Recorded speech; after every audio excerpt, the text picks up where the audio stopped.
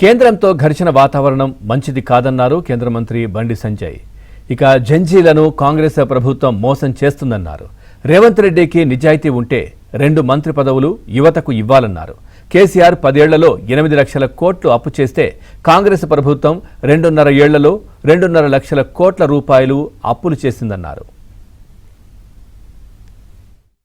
రాహుల్ గాంధీ ప్రధానమంత్రి అయితే నమ్ముతారని వాళ్ళు ప్రధానమంత్రి కావాలని చెప్పి రాహుల్ గాంధీకి తెలుసు. అది సాధ్యం కాదని రేవంత్ రెడ్డి గారికి తెలుసు. అది మిలియన్ జోక్. ఇది మరి జంజీలను ఇంకా మోసం చేసే ప్రయత్నం కాంగ్రెస్ పార్టీ చేస్తుంది. నేనేమంటున్నానంటే అదేదో తెలంగాణ రాష్ట్రం నుంచి ఇప్పటి నుంచి అమలు చేయండి. రేవంత్ రెడ్డి గారు ఏం చేయాలి? ఓ 2 ఎమ్మెల్సీలు రాజీనామా చేయమని చెప్పు చేయించి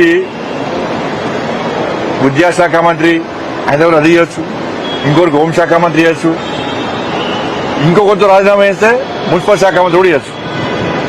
మళ్ళీ ఇట్లని చెప్పి కాంగ్రెస్ పార్టీలో పాలసీ ఉంటుంది. అంటే 60 ఏళ్ల ముసలి కూడా యూత్ కాంగ్రెస్ అని చెప్పుకుంటారు. మళ్ళీ ఇదే ఛాన్స్ అనుకొని అంటే ముఖ్యమంత్రి గారు చిత్తశుద్ధి ఉంటే వెంటనే ఇక్కడనే జంజీలతో ఇక్కడే తెలంగాణ రాష్ట్రం స్టార్ట్ చేయాలి. కాబట్టి కేంద్రంతో ఘర్షణ వాతావరణం మంచిది కాదని నేను సలహా ఇస్తున్నాను. ఇదే కేసీఆర్ చాలా తెలుగు మంత్రులు అనుకున్నారు. ఫస్ట్ 5 సంవత్సరాలు నరేంద్ర మోడీ గారు మంచోళ్ళు ఇల్లుడు చిన్న చెప్పి చెప్పి కేంద్ర ప్రభుత్వం సహకరించి నిధులన్నీ తీసుకొచ్చుకున్నాడు. తెలంగాణ రాష్ట్రంకి నిధులు కేంద్ర ప్రభుత్వం ఇచ్చేది. మళ్ళీ నెక్స్ట్ టైం ఏం చేసి నెక్స్ట్ టైంలో కేంద్రంతో ఘర్షణ పడ్డాడు. అతి తెలివి అయిపోయింది అనేది. అయిపోయి ఏమైంది? 8 లక్షల కోట్లు అప్పు చేసింది. ఇవాళ కాంగ్రెస్ పార్టీ ప్రభుత్వం అదే 2 సంవత్సరాల్లో 2 లక్షల కోట్ల